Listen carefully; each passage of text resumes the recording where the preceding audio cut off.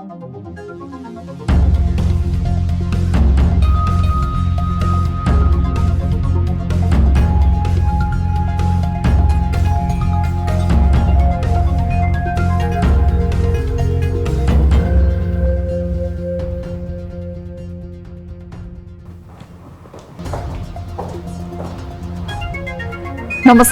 यो news 24 television prime time न्यूजमा स्वागत छ। संविधानको रक्षार्थ बनेको सत्तासीन 5 दलीय गठबन्धन यति बेला एमसीसीका कारण भरमराएको छ। एमसीसीको विषयमा प्रधानमन्त्री शेरबहादुर देउवा एकातिर र माओवादी अध्यक्ष पुष्पकमल दाहाल र एकीकृत समाजवादीका अध्यक्ष माधव कुमार नेपाल अर्कातिर रहँदा गठबन्धनको भविष्यमा प्रश्न उठेको हो। कुनै एजेन्डालाई हेर्ने दृष्टिकोण दलपछि फरक हुनु अस्वाभाविक होइन, तर एमसीसी भने नयाँ मुद्दा होइन र थिएन। दलहरूको यो समीकरण बनेदेखि नै यो विषयमा चासो र विवाद थियो। समीकरण बनाउने बेलामा सत्तासीन दलहरूले यस्ता मुद्दामा किन साझा धारणा बनाउन चाहेनन् हो अहिलेको समस्या त्यहीबाट सुरु हुन्छ।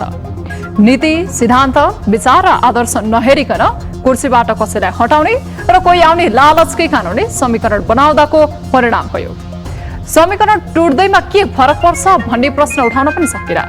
के नेपाल सधैँ अस्थिर भइरहने, सदैव सत्ताकै जोड घटाउमा बसिरहने? सधैँ यस्तै हो भने कहिले पाउला त नेपाली राजनीतिक स्थिरता र स्थायित्व विकास। अब यो यथार्थलाई मनन गर्नै पर्छ। नेपालको व्यापार खाता बढ्दो छ, यसको एउटा हिस्सा पेट्रोलियम पदार्थ रहेको तथ्य छिपेको छैन। आयातको 20% हिस्सा इन्धनले ओगट्ने गरेको छ। पेट्रोलियम पदार्थ नेपालमा उत्पादन हुने होइन, यो तेस्रो मुलुकबाट भारत हुँदै नेपाल आउने हो। हरेक वर्ष नेपालमा सार्वजनिक, सरकारी तथा निजी सवारी साधन थपिँदै गएका छन्। पछिल्लो 5 वर्षमा पेट्रोलियम पदार्थको खपत 7% बढेको छ। निर्यातमा केही सुधार आउँदा केही अर्ब बढ्ने, तर आयात भने वर्षेनी आधा अर्बको हिसाबले उकालो लाग्ने नियतिले मुलुक सङ्कटमा जान थालेको हो। यो तथ्याङ्कलाई हेर्दै वास्तविकता स्वीकारेर सरकारले पेट्रोलियम पदार्थ खपत न्यूनीकरणका लागि अल्पकालीन, दीर्घकालीन योजना ल्याउन अनिवार्य भएको छ। इलेक्ट्रिक सवारीमा बढीभन्दा बढी सहुलियत दिनेदेखि सरकारी निकायमा त्यस्ता सवारीको प्रयोग बढावा दिने नीति अवलम्बन गर्न जरुरी छ। घरायसी काममा विद्युतीय उपकरणको प्रयोगलाई बढाउनेतर्फ पनि सरकारले ध्यान दिन जरुरी भइसक्यो। नेपालमा उपलब्ध विद्युत ऊर्जाको खपत बढाउने समेतका विकल्पमा सरकारले तत्काल गम्भीर कदम चाल्न आवश्यक छ। अब प्राइम टाइम न्यूजका हेडलाइन्स। एमसीसी बारे गठबन्धनले अनावश्यक भ्रम फैलाएको एमाले अध्यक्ष ओलीको आरोप। गठबन्धन भत्काउने प्रयास भएको भन्दै एकीकृत समाजवादीका अध्यक्ष नेपालको आक्रोश।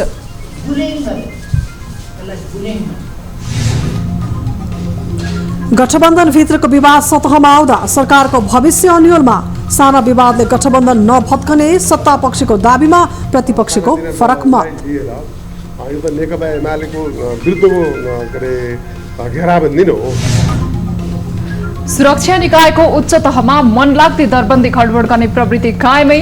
राम्रालाई उपेक्षा गर्दै हाम्रालाई छान्दा संगठनमै असर परेको विश्लेषण। गरेर उनीहरूलाई सबै सुविधाहरू दिनु पर्यो, गर्नु पर्यो, पेन्सनै बढी दिनु पर्यो। क्रिप्टोकरेन्सी लगायतका डिजिटल मुद्रामा चासो बढ्दै। नेपालमा भने डिजिटल मुद्राको कारोबार वैध बनाउने कि बन्देज लगाउनेमा विज्ञहरू बीच नै मतभेद।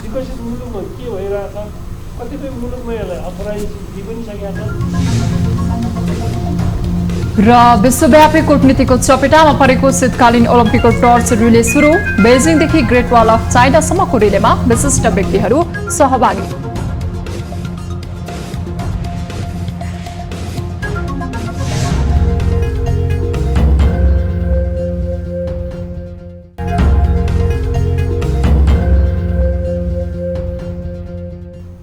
हामी निरन्तर न्यूजमा छौं।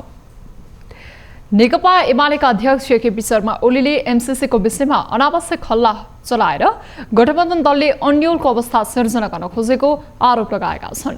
बुधबार भक्तपुरमा बसेको एमाले सचिवालयको बैठकलाई सम्बोधन गर्दै अध्यक्ष ओलीले सरकारको साझा न्यूनतम कार्यक्रममा नै नरहेको एमसीसीको विषयमा अनावश्यक हल्ला चलाएर गठबन्धन दलले अन्यलको अवस्था सिर्जना गर्न खोजेको आरोप लगाएका हुन्। त्यस्तै अध्यक्ष ओलीले एमसीसीको सरकारले लगेको प्रस्ताव रोकेर सभामुखले बल जफ्ती गर्न खोजेको तर्क समेत गरेका छन्। उनले सरकारले लगेको प्रस्ताव सभामुखले रोक्न नमिल्ने भन्दै सभामुखले अनाधिकृत ढङ्गले हैसियतभन्दा परको काम गर्न खोजेको आरोप लगाए।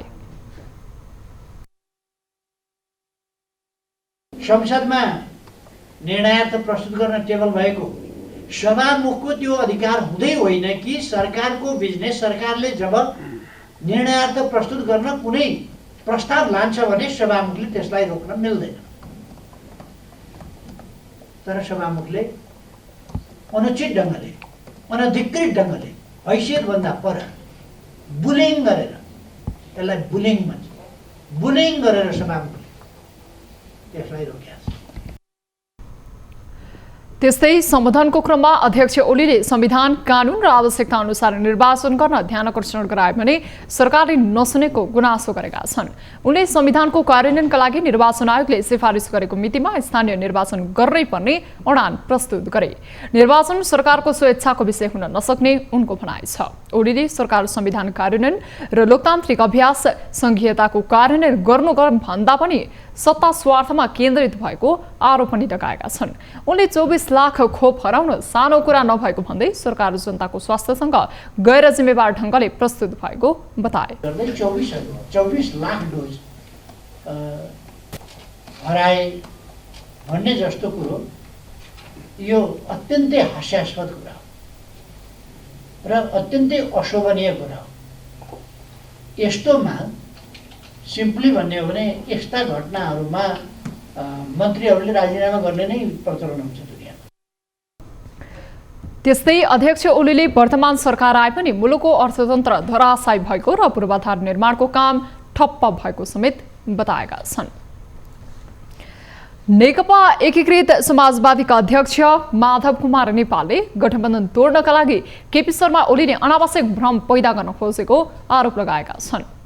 बुधबार काठमाडौँमा आयोजित पार्टी प्रवेश कार्यक्रममा अध्यक्ष नेपालले आफू कमजोर भए पनि गठबन्धन तोड्नका लागि ओलीले अनावश्यक भ्रम पैदा गर्न खोजेको आरोप लगाएका छन्।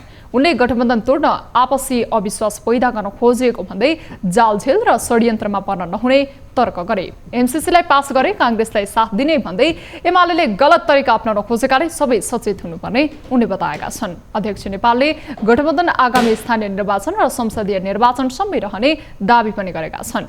आफूहरूले गठबन्धन दलका नेताहरूसँग छलफल गरेको र गठबन्धनलाई बलियो बनाउने विषयमा कुराकानी भएको समेत नेता नेपालको भनाइ छ।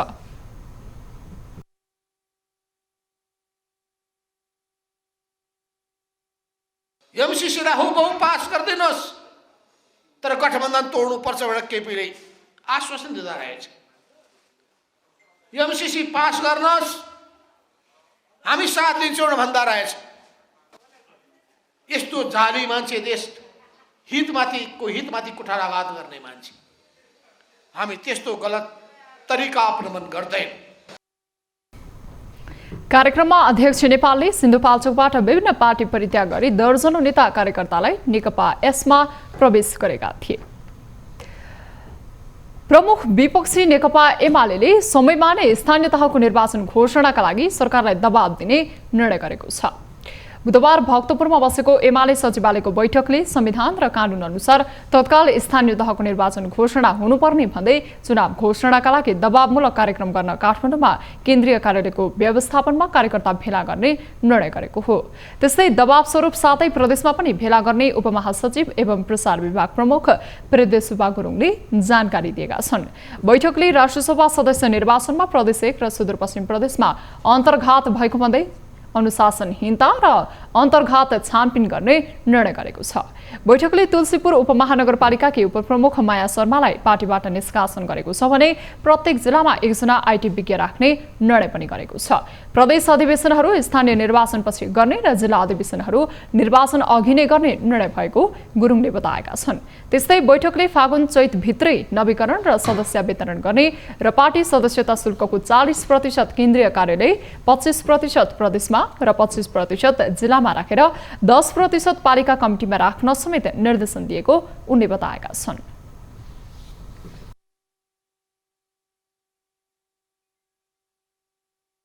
स्थानीय तहको चुनावको दबावको लागि पार्टी केन्द्रीय कमिटी कार्यालयको चाहिँ व्यवस्थापनमा केन्द्रमा एउटा चाहिँ हामी दबावमूलक प्रेषणमूलक कार्यक्रम सञ्चालन गर्छौँ। त्यस्तै 7वटै प्रदेशहरूमा त्यस्तो कार्यक्रमहरू सञ्चालन गरेर स्थानीय तहको निर्वाचन अविलम्ब संविधान र कानुन बमोजिम सम्पन्न गर्नको लागि सरकारलाई दबाव दिनको लागि हामी यो कार्यक्रम पनि गर्दैछौँ। उपमहासचिव गुरुङले अहिले नै एमसीसीको विषयमा पार्टीभित्र छलफल नभएको जानकारी पनि दिएका छन्। नेकपा एकीकृत समाजवादीले यथास्थितिमा एमसीसी पारित गर्न नहुने निष्कर्ष निकालेको छ।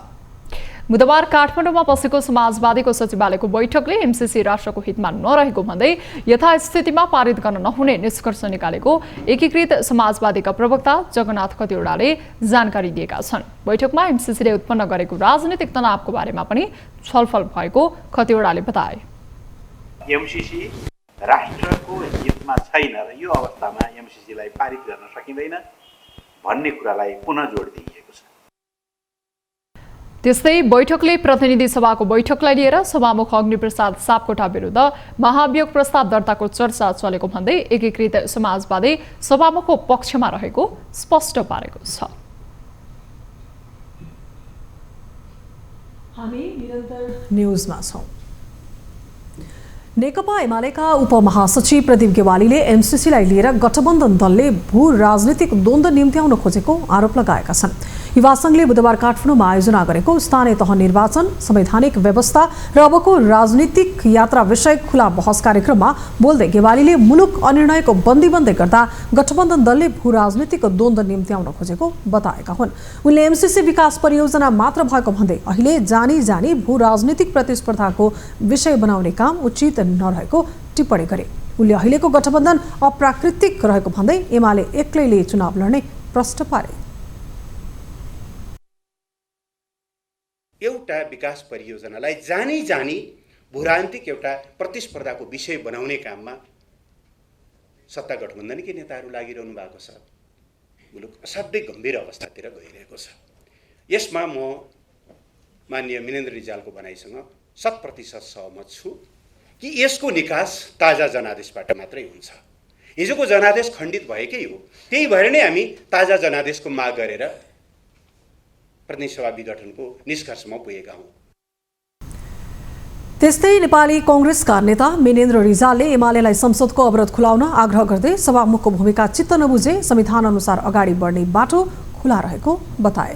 तपाईले भने जस्तो विचारमा सभामुखलाई निकाल्ने बाटो निस्केन भने तपाईले आफ्नो केस रेजिस्टर गर्नुस्। तर एउटा कुरा पक्का के होला कि पार्लियामेन्ट नचलेर अन्तिम दिनसम्म चुनाव हुने दिनसम्म नचलेको पार्लियामेन्टले यो संविधानलाई बलियो बनाउँदैन। जुनसुकै खालको तर्क गर्नुस्, होइन भने निकास त यहाँ पनि खोज्नु पर्ला नि त। संसद त यो चल्नु पर्ला नि त। संसद आफैमा विचार राखौँला, मत हालौँला, जसले जित्ला नजित्ला, अनि त्यस पछाडि टुङ्गो गरौँला नि त। कार्यक्रममा एमाले नेता महेश बस्नेतले संविधान र लोकतन्त्र बचाउन जेठ 4 गतेभित्र स्थानीय तहको निर्वाचन हुनुपर्ने धारणा राखेका थिए। पछिल्ला विवादहरूका कारण 5 दलीय गठबन्धनको भविष्यमाथि प्रश्न गर्न थालिएको छ। एमसीसी सम्झौतामा सत्तारूढ दलभित्र मतभेद हुँदा यसको भविष्यमाथि नै आशंका बढेको हो। बलियो धरातल नभएकाले कुनै पनि बेला गठबन्धन भङ्ग हुन सक्ने एमालेको बुझाइ छ। तर सामान्य मतभेद देखिँदैमा गठबन्धन नटुट्नेमा सत्ता साझेदार विश्वस्त छन्। एक रिपोर्ट। अहिले मुलुकमा 5 दलीय गठबन्धनको सरकार छ। तत्कालीन प्रधानमन्त्री केपी शर्मा ओलीले 2 पटक प्रतिनिधि सभा विघटन गरेर व्यवस्था संकटमा पारेको भन्दै गठबन्धन बनेको थियो, जसको नेतृत्व नेपाली कांग्रेसले गरिरहेको छ। सरकार बनेको 7 महिना पुग्नै लाग्दा गठबन्धनभित्र तीव्र मतभेद समेत देखिन थालेको छ। विशेष गरी अमेरिकी सहयोग परियोजना एमसीसी बारे गठबन्धनमा विवाद छ।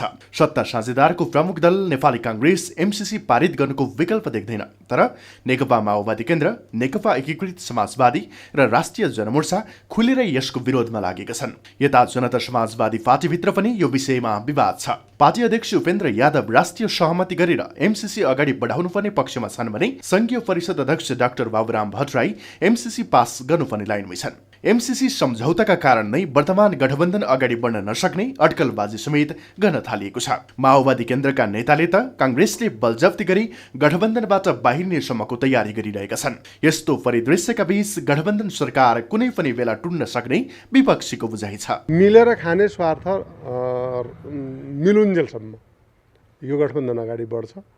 अब यो त साह्रै नै बढी भयो भनेर खास गरी नेपाली काङ्ग्रेसले यी अरू जो सानातिना दलहरूलाई लिएर यो त नेकपा एमालेको विरुद्धको के अरे घेराबन्दी नै हो।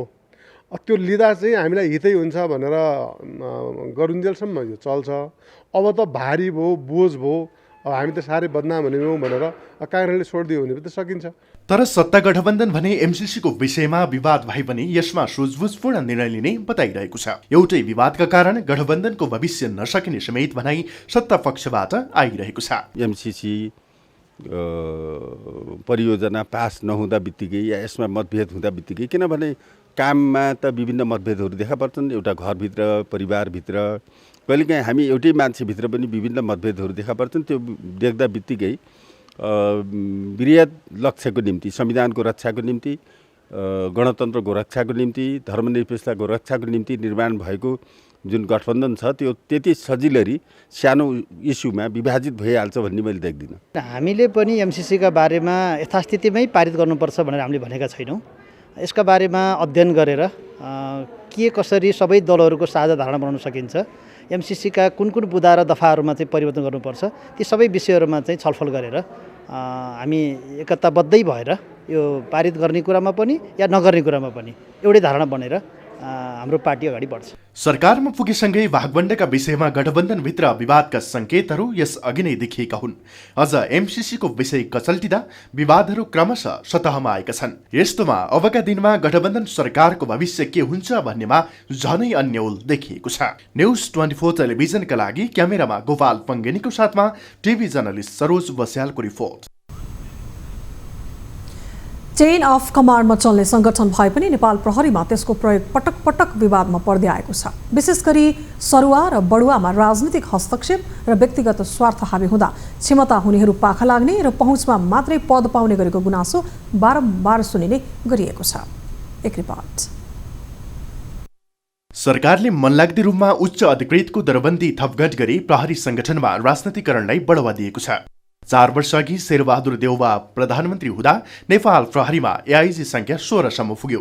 आइजिपी पछि दोस्रो वरियतामा रहने विशिष्ट श्रेणीको एआइजी बस्ने ठाउँ समेत नभएर त्यति बेला प्रदेशमा पठाइयो। फेरि बिना अध्ययन केपी ओलीको सरकारले एआइजीको दरबन्दीलाई 3 जनामा झारेको थियो। तर अहिले फेरि दरबन्दी बढाएर 8 जना पुर्याउने सरकारको तयारी छ। सरकारले औपचारिक निर्णय नगरे पनि थपुने मध्येका 1 जना एआइजीलाई सिआइबीमा राख्ने भनिएको छ। सरकारले अहिले एकपछि अर्को गरी थप्दै अनुकूलका पात्र टिपेर राख्न थालेपछि भने सर्वत्र आलोचना हुन थालेको छ।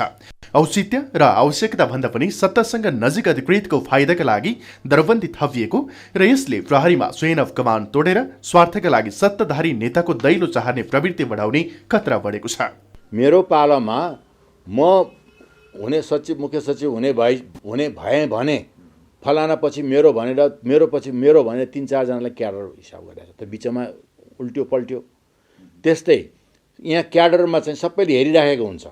म पछि फलाना पछि म हुन्छु, म पछि म हुन्छु, त्यो हेरिरहेको हुन्छ। मनोबल त्यहाँ गिर्यो।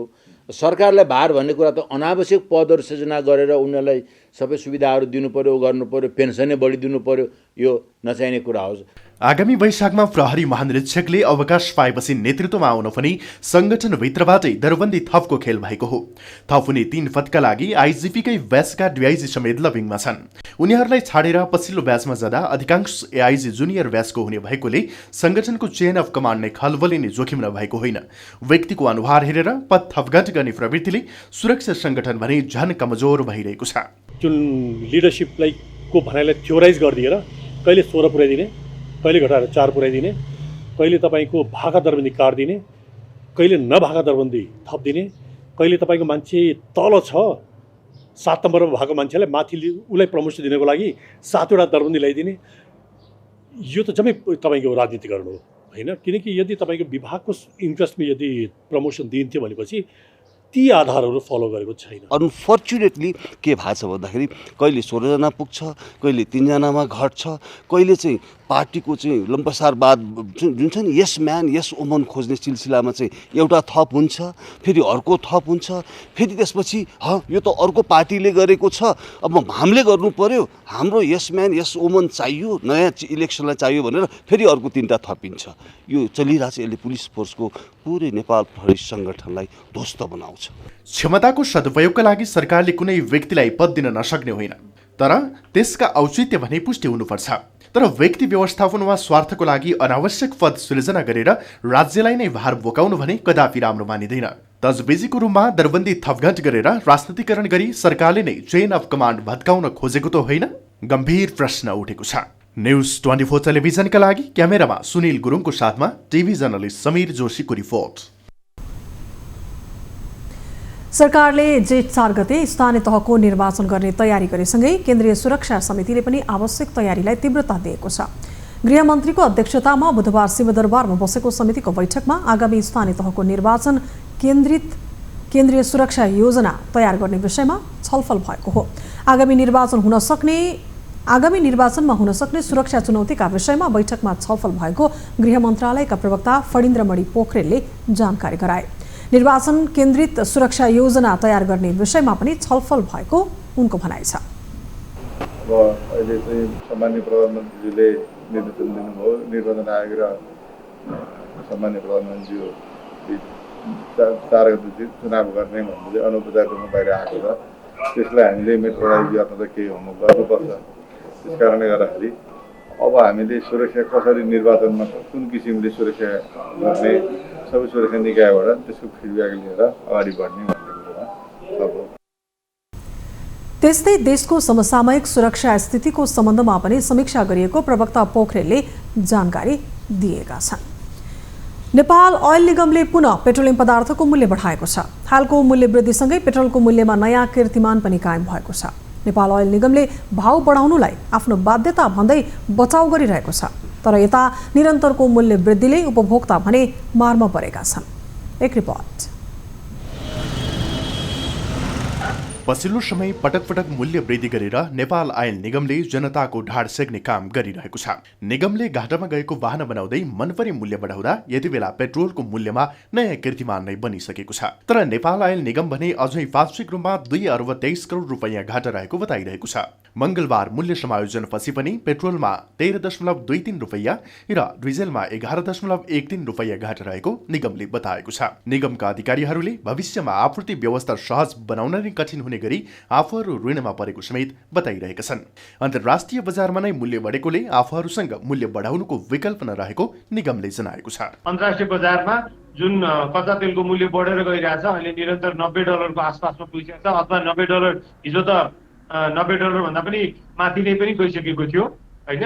त्यो भएको कारणले गर्दाखेरि हामीले प्राप्त गर्ने जुन मूल्य सूची छ हामीलाई हाम्रो खरिदकर्ताबाट अर्थात् इन्डियन आयल कर्पोरेसनबाट जुन छ त्यो नै मूल्य बढेर आएको कारणले गर्दाखेरि हामीले सामान्य रूपमा चाहिँ मूल्य केही समायोजन गरेका हौँ। निगमले डिजेल, पेट्रोल र मट्टीतेलमा यसरी मूल्य बढाउँदा उपभोग्य वस्तुको मूल्यमा समेत प्रभाव पर्ने गरेको छ। तर निगम भने घाटा भएको आँकडा देखाउँदै पेट्रोलियम पदार्थको मूल्यलाई अस्थिर बनाउनेमै ध्यान केन्द्रित गरिरहेको छ। अधिकार कर्मी प्रेमलाल महर्जनले राजनीतिक दलहरूले आफ्नो स्वार्थ अनुकूलमा मूल्य बढाउँदा उपभोक्ता मारमा पर्ने आरोप लगाए। राजनीतिक दलले नेतृत्व गरेको सरकारहरूले आफ्नो स्वार्थमा आधारित भएर जुन किसिमले मूल्य बढाउने काम गरेको छ त्यो अत्यन्त अन्याय छ, त्यो अत्यन्त अराजक छ र त्यो जनता मारा रूपमा चाहिँ हामीले लिन सकिन्छ।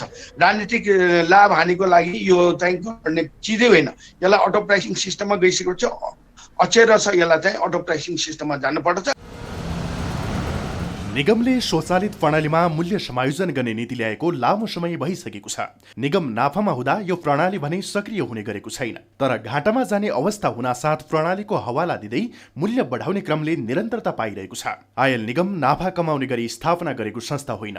यस्तो संस्थाले नाफा घाटा देखाएर इन्धनको मूल्य जस्तो संवेदनशील विषयलाई निजी संस्थाले जस्तो व्यवहार गर्दा यसको असर समग्र अर्थतन्त्रमा पर्ने खतरा बढिरहेको छ। न्यूज 24 टेलिभिजनका लागि टिभी जर्नलिस्ट राजन ढकालको रिपोर्ट।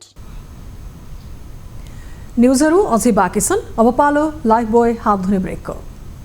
लाइफबॉय हात धुने समयका साथमा Lifebuoy. Gem flooring, designer, durable and luxurious flooring. Gem flooring. Shikhar insurance, दुःख पर्दाको साथी, प्लम्बर।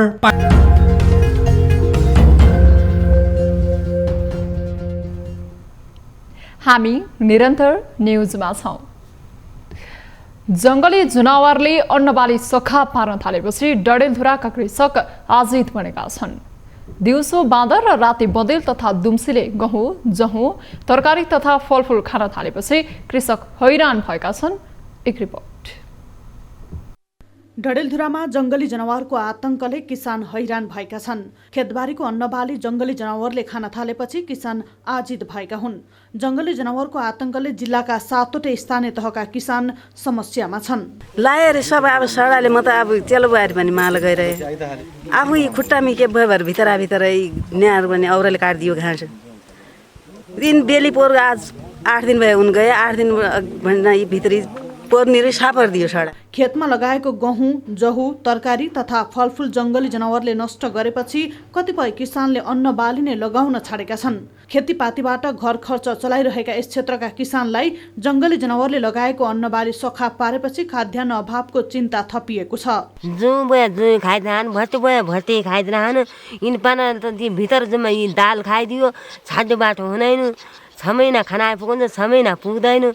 कसरी अद्दु हो दोस्री तेस्री आज किसानै मतदान। जंगली जनावरलाई मार्न वा क्षति पुर्याउन पाइँदैन। त्यसैले जंगली जनावरले पुर्याएको क्षति राज्यले पूर्ति गरिदिनुपर्ने डडेलधुराका किसानको माग छ। जंगली जनावर धपाउन निकै नै समस्या परेकाले स्थानीय सरकारले सहयोग गर्ने किसानको अपेक्षा छ। तर स्थानीय तहसँग पनि कुनै ठोस योजना छैन। जंगली जनावरले गर्दा निकै खेतीबालीमा असर गरेको छ। यो एउटा आतंक जस्तै देखिएको छ। यसमा यस पूर्व हामीले केही ठाउँहरूमा अभ्यास गरेका छौँ। जस्तै अमरगढी नगरपालिका वार्ड नम्बर 6 मा केही एरियालाई तारबाड गरेका छौँ। त्यसै गरी केही ठाउँहरूमा अल्पकालीन रूपमा जंगली जनावरलाई लखेड्ने खालका उपकरणहरू वितरण गरेका छौँ। डिभिजन वन कार्यालय र स्थानीय तहलाई पटक पटक जानकारी गराए पनि जंगली जनावरको रोकथामका लागि कुनै उपाय नअपनाएको कृषकको गुनासो छ।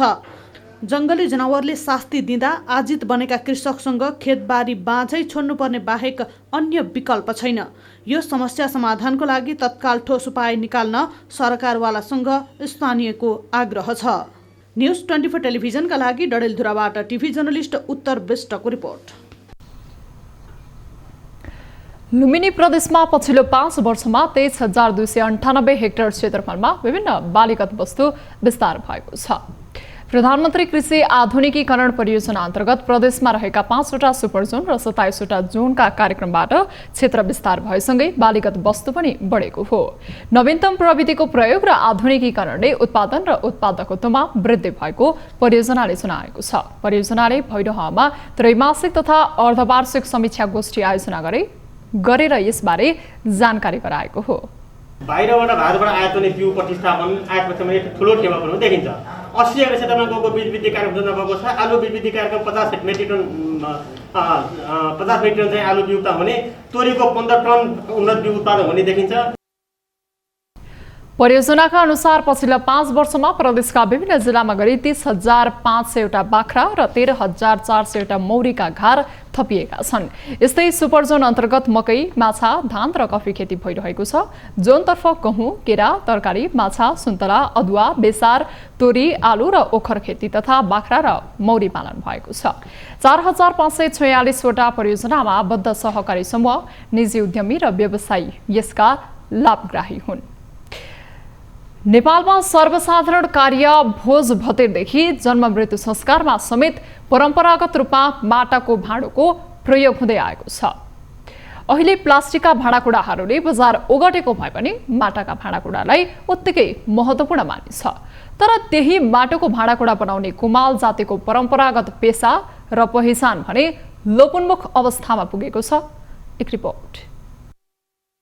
झापाको दक्षिण भेग हल्दीबारी, बारादर्शी, झापा गाउँपालिका लगायतका क्षेत्रमा बसोबास गर्दै आएका कुमाल जातिले पुर्खौंदेखि माटाको भाँडाकुँडा बनाएर जीविकोपार्जन गर्दै आएका छन्।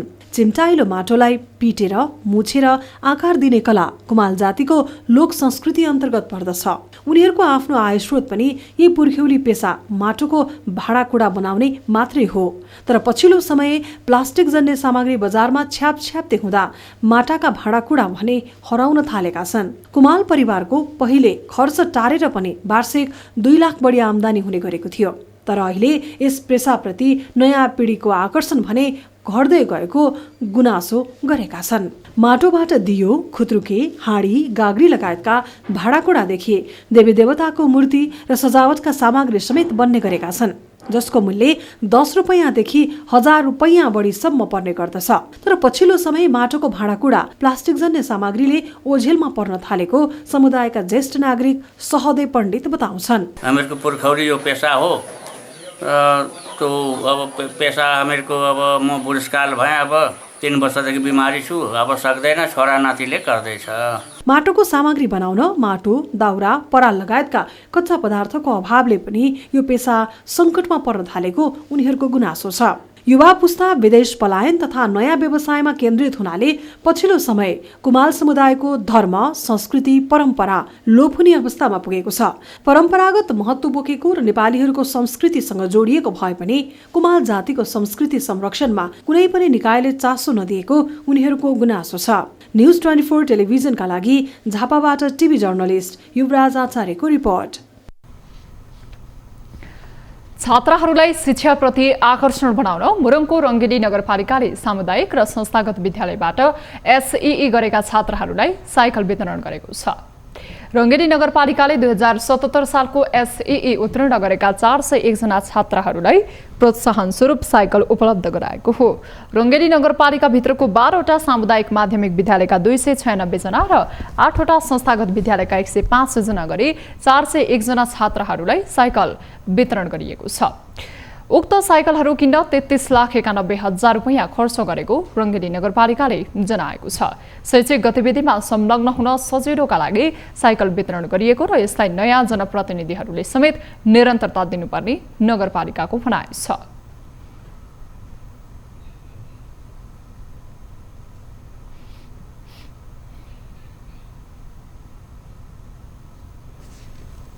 हामी निरन्तर न्युजमा छौं।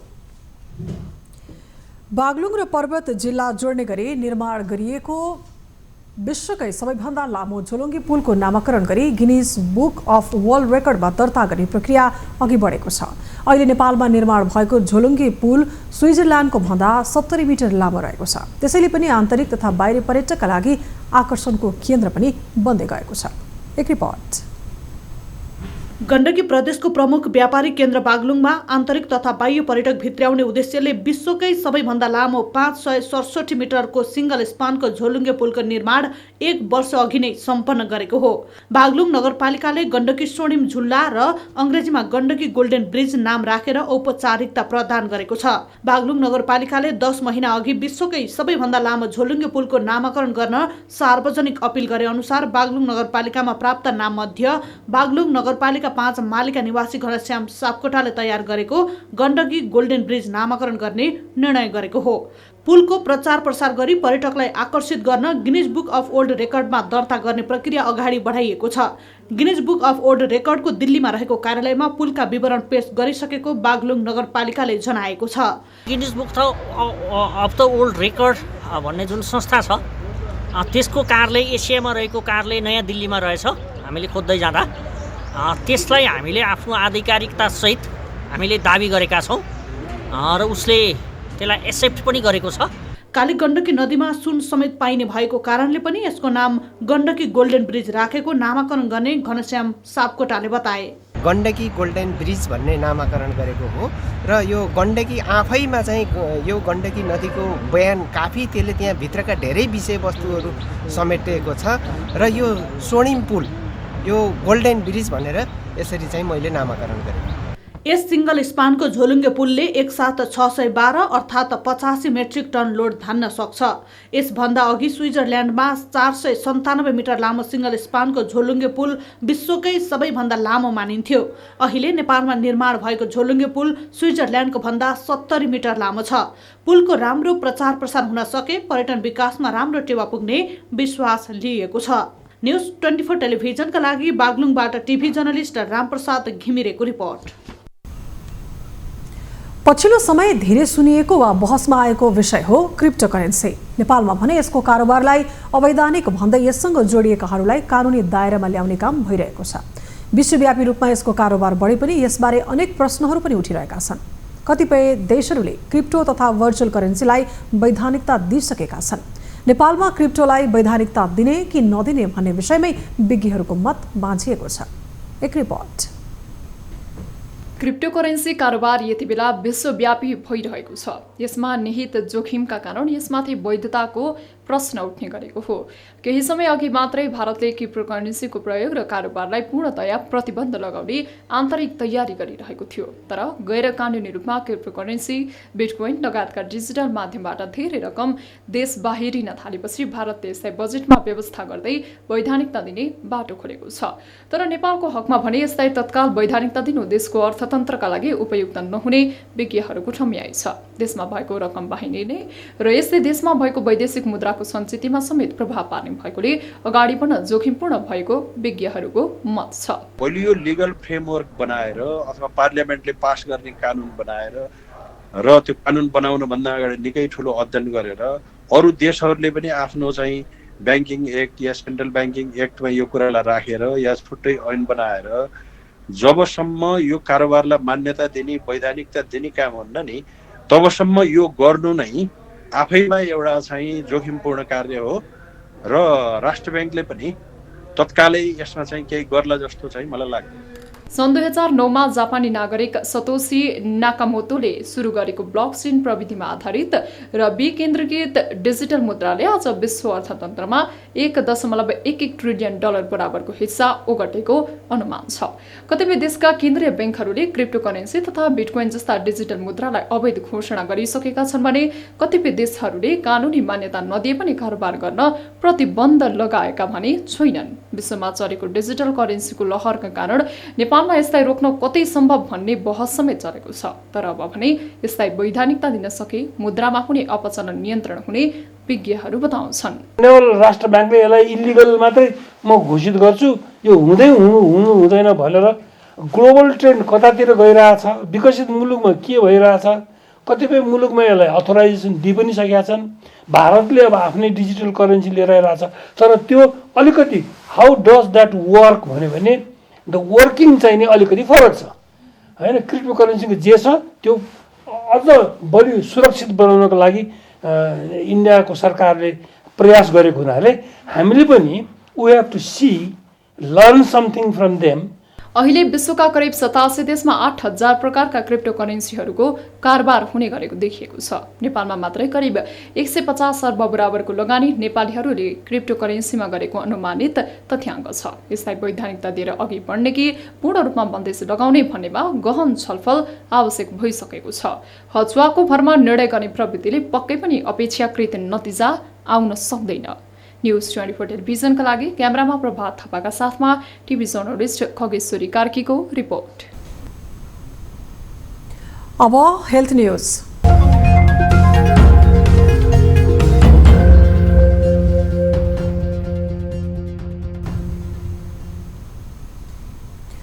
नेपालमा पछिल्लो 24 घण्टामा थप 3637 जनामा कोरोना संक्रमण पुष्टि भएको छ।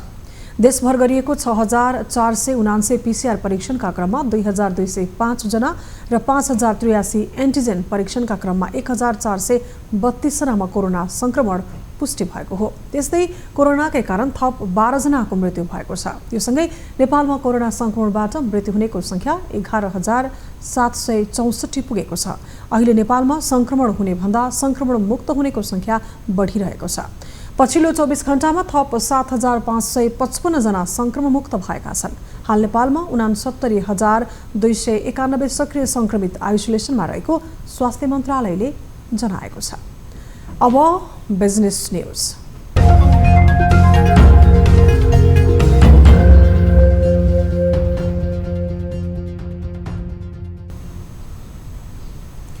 गरिबीको चक्रमा फँसेका वर्गको जीवनस्तर उकास्नका लागि सहुलियतपूर्ण कर्जा प्रवाह गर्ने नीति ल्याइएको हो। तर अपेक्षित रूपमा बैंक तथा वित्तीय संस्थाबाट कर्जा प्रवाह हुन नसक्दा सो नीति सफल हुन सकेको छैन। कर्जाको प्रायोजन सकारात्मक भए पनि जोखिम बढी र लाभ कम देखिएकाले वित्तीय संस्थाहरू यसमा खासै सकारात्मक बन्न सकेका छैनन्, जसले सरकारी लक्ष्य पूरा हुन कठिन देखिन्छ। एक रिपोर्ट। अति विपन्न वर्ग, बेरोजगार युवा, अपाङ्गता भएका व्यक्तिलाई लक्षित गरी सहुलियतपूर्ण कर्जाको नीति ल्याइएको छ। गरिबीको रेखामुनि रहेका वर्गको आर्थिक क्रियाकलाप चलायमान बनाएर जीवनस्तर उकास्नको लागि केही मात्रामा कर्जा प्रवाह समेत भइरहेको छ। बैंक तथा वित्तीय संस्थालाई विभिन्न 9 शीर्षकमा सहुलियतपूर्ण कर्जा प्रवाह गर्न निर्देशन समेत दिइसकेको छ। तर हालसम्म 2 खर्ब 11 अर्ब रुपैयाँको कर्जा मात्र प्रवाह भएको छ। कर्जाको प्रयोजन सकारात्मक भए पनि जोखिम बढी र लाभ कम भएकोले प्रवाहमा समस्या देखिएको छ। तर जोखिम जति नै भए पनि त्यसको आधा सरकारले वहन गर्ने भएकोले यो नीतिमा वित्तीय संस्थाहरूले जोड दिनु आवश्यक छ। बैंक तथा वित्तीय संस्थासँग रिस्क सेयरिङ गरेर यो कर्जा लगानी सरकारले लिएको हुन्छ। रिस्क अरू कर्जा विस्तारमा बैंक वित्तीय संस्थाले रिस्क ल्या हुन्छ भने 100% सहुलियतपूर्ण कर्जामा केन्द्रीय बैंकले सरकारले चाहिँ रिस्क ल्या हुन्छ 50%। स्वरोजगार बनाउन, उद्यमशीलता विकास गर्न, दलितको सिपलाई आधुनिकीकरण गर्न लगायतका उद्देश्यले सो कर्जा प्रवाहको नीति ल्याइएको हो। कर्जामा सरकारले सहुलियत दिने गरी अनुदान दिएको छ। बैंक तथा वित्तीय संस्थाले आधार दरमा 2% बढी नहुने गरी ब्याज दर लिन पाउने व्यवस्था छ। कर्जाले अर्थतन्त्रलाई सही लयमा ल्याउन मद्दत गरिरहेको भनाइ छ। तर सही प्रयोजनका लागि आएको कर्जालाई दुरुपयोग हुनबाट जोगाउनु पर्नेमा जोड दिएको छ। अनुत्पादक क्षेत्रमा कर्जा प्रवाह हुनलाई रोक्न अनुगमन र निरीक्षणको उपाय अपनाउन सुझाव दिएको छ। सहुलियतपूर्ण कर्जाको पनि दुरुपयोग गर्ने, जुन कामको निमित्त कर्जा लिएको हो सो काम उपयोग नगर्ने, अनुत्पादक क्षेत्रमा त्यस्ता कर्जाका रकम लगानी गर्ने र त्यसबाट रकम उत्पादन नभएर सामा ब्याज तिर्न नसक्ने गरेर बैंकहरूलाई असर पुर्याउने, नेपाल सरकारको ढुकुटी जो आम जनताको करबाट निर्माण भएको छ त्यसलाई नै क्षतिविशेष पुर्याउने कसैले चाहिँ दुष्प्रयास गर्छ भने त्यस्ता व्यक्तिहरूलाई दण्डित गर्नुपर्छ। सरकारले ल्याएको कर्जाको प्रयोजन सही भए पनि कर्जा तोकिएको वर्गसम्म पुगेको वा नपुगेको यकिन तथ्याङ्कहरू छैन। कर्जाको दुरुपयोगलाई रोक्न र लक्षित वर्गसम्म पुर्याउन अनुगमनको विधि अपनाउन आवश्यक छ र यो योजना सफल हुँदा यसले सकारात्मक प्रभाव पार्ने भएकोले यसबारे थप योजना समेत आवश्यक रहेको देखिन्छ। न्युज 24 टेलिभिजनका लागि क्यामेरामा कान्छा डङ्गोलका साथमा टिभी जर्नलिस्ट रबिन ठकुरीको रिपोर्ट। न्युजहरू अझै बाँकी छन्। अब पालो लाइफ बोय हात धुने ब्रेक।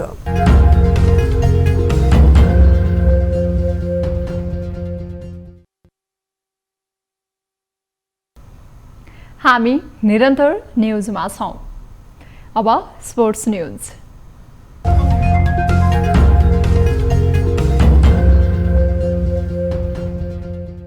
विश्वव्यापी कूटनीतिक बहिष्कारको बीच चीनको बेजिङमा आयोजना हुने शीतकालीन ओलम्पिकको टर्च रिले सुरु भएको छ।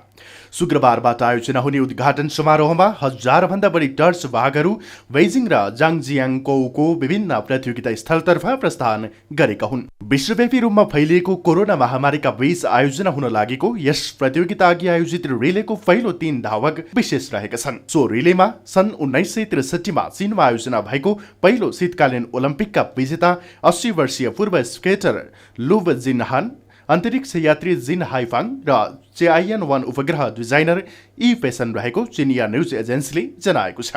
रिलेमा एनबिए खेलाडी र ओलम्पियन याओ मिङ पनि उपस्थित छन्। चीनले कोभिड-19 को संक्रमणलाई ख्याल गर्दै केवल सीमित दर्शकको उपस्थितिमा रिले सञ्चालन गरेको छ। माघ 21बाट फाल्गुन 8 गतेसम्म आयोजना हुने प्रतियोगिता सीमित दर्शकको उपस्थितिमा सञ्चालन गर्ने व्यवस्था मिलाइएको छ। अखिल नेपाल फुटबल संघ एन्फाले राष्ट्रिय टोलीमा रहेका सबै खेलाडीलाई रिलिज गरेको छ। अफ्रिकी राष्ट्र मरिसस विरुद्धको मैत्रीपूर्ण खेलका लागि 34 खेलाडी राष्ट्रिय फुटबल टोलीमा रहेका थिए। उनीहरूलाई बुधबार रिलिज गरेको हो। एन्फाका अनुसार खेलाडीहरूलाई रिलिज गर्नु पूर्व कोरोनाको बुस्टर डोज खोप लगाइएको छ। दुवै मैत्रीपूर्ण खेलमा नेपालले मरिससलाई हराएको थियो। नेपालले शनिबार भएको पहिलो खेलमा विमल घरदे मगरको निर्णायक गोलबाट 1-0 को संघर्षपूर्ण जित निकालेको थियो भने मंगलबार भएको दोस्रो खेलमा सोही नतिजालाई निरन्तरता दिएको थियो। अब वेदर अपडेट।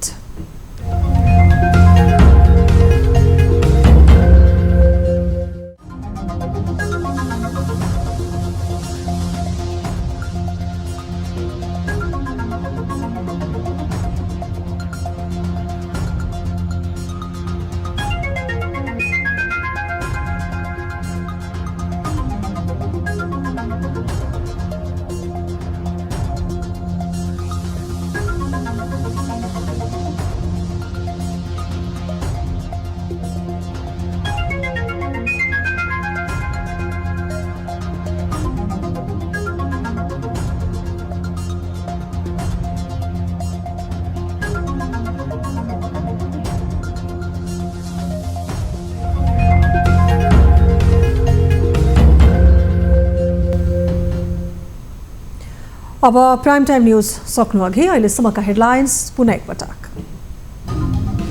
एमसीसी बारे गठबन्धनले अनावश्यक भ्रम फैलाएको एमाले अध्यक्ष ओलीको आरोप। गठबन्धन भत्काउने प्रयास भएको भन्दै एकीकृत समाजवादीका अध्यक्ष नेपालको आक्रोश। हैसियत भन्दा पर बुलिङ गरेर यसलाई बुलिङ गठबन्धन भित्रको विवाद सतहमा आउँदा सरकारको भविष्य अन्यलमा साना विवादले गठबन्धन नभत्किने सत्ता पक्षको दाबीमा प्रतिपक्षको फरक मत लिएर यो त नेकपा एमालेको विरुद्धको घेराबन्दी नै हो। सुरक्षा निकायको उच्च तहमा मनलाग्दी दरबन्दी घट बढ गर्ने प्रवृत्ति कायमै। राम्रालाई उपेक्षा गर्दै हाम्रालाई छन्दा संगठनमै असर परेको विश्लेषण। अनावश्यक पदहरू सृजना गरेर उनीहरूलाई सबै सुविधाहरू दिनु पर्यो, गर्नु पर्यो, पेन्सनै बढी दिनु पर्यो। क्रिप्टोकरेन्सी लगायतका डिजिटल मुद्रामा चासो बढ्दै नेपालमा पनि डिजिटल मुद्राको कारोबार वैध बनाउने कि बन्देज लगाउनेमा विज्ञहरू बुझ्ने मतभेद। विकसित मुलुकमा के भइरहेछ, कतिपय मुलुकमा यसलाई अथोराइजेसन दिइ पनि सकेका छन्। र विश्वव्यापी कूटनीतिको चपेटामा परेको शीतकालीन ओलम्पिकको टर्च रिले सुरु। बेजिङदेखि ग्रेट वाल अफ चाइनासम्मको रिलेमा विशिष्ट व्यक्तिहरू सहभागी।